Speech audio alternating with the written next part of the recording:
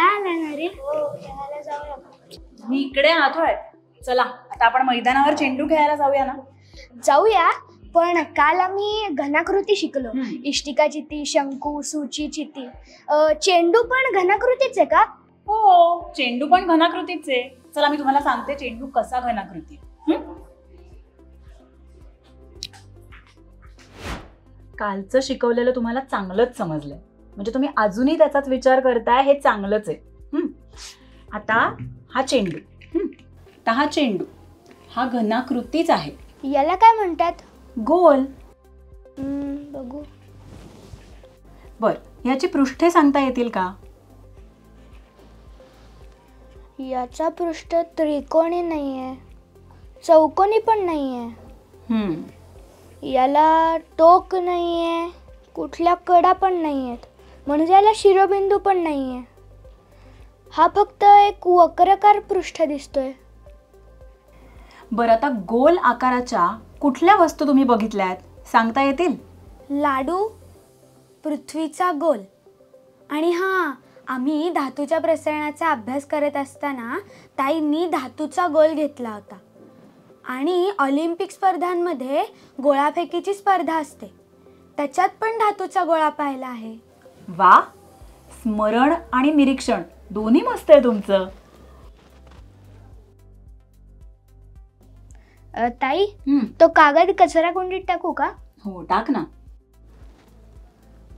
त्यावरून आठवलं, माझ्याकडे पण बिस्किटचा पुडा आहे. थांब, मी दाखवतो. याचा आकार सांगता येईल का? गोल. नाही नाही, गोल नाही. उभ्या डब्यासारखा, नाहीतर पाण्याच्या पिंपासारखा. आमच्या घरातल्या पिठाच्या डब्यासारखा आहे. बरं, उभा आकार आहे. ह्याला दंडगोल किंवा वृत्तचिती असं म्हणतात. मी संक्रांतीला असा उभा डबा तयार केला होता. वा, कसा तयार केलास? सांगतो. एक आयताकृती कागद घेतला होता. बर, थांबा, मी तुम्हाला करूनच दाखवतो. मी कागद घेऊन आलो.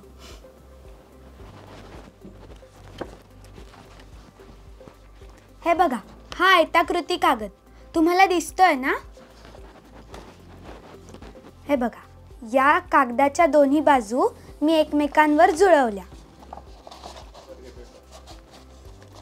हे बघा, हा आता उभा डबा तयार झाला. हा वरचा पृष्ठभाग, हा खालचा पृष्ठभाग. आता ही पोकळ वृत्तचिती, ही मी खालून बंद केली. झाला बंद वृत्तचिती. शाबास. बर, आता ना हे बघा, तुम्ही सीडीज पाहिल्या असतील, हो ना? वृत्तचिती तयार झाली. आता सांगता येईल का वृत्तचितीला किती पृष्ठे आहेत? 2 वर्तुळाकार आणि 1 वक्र पृष्ठभाग. आणि आता कडा सांगा बरं. 2. आणि शिरोबिंदू?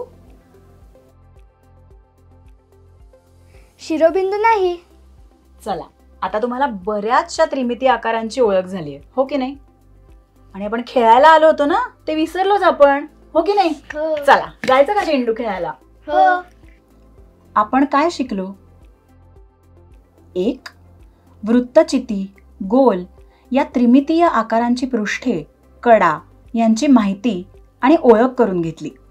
2, घडणीमधून प्रत्यक्ष कृतीतून त्रिमितीय आकार तयार करता येतात.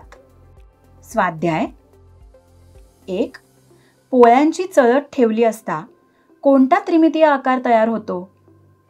2, गोल वृत्तचितीच्या कडा, शिरोबिंदू, पृष्ठांची संख्या दर्शवणारा तक्ता तयार करा. 3, कागदाच्या लगद्यापासून गोल तयार करा.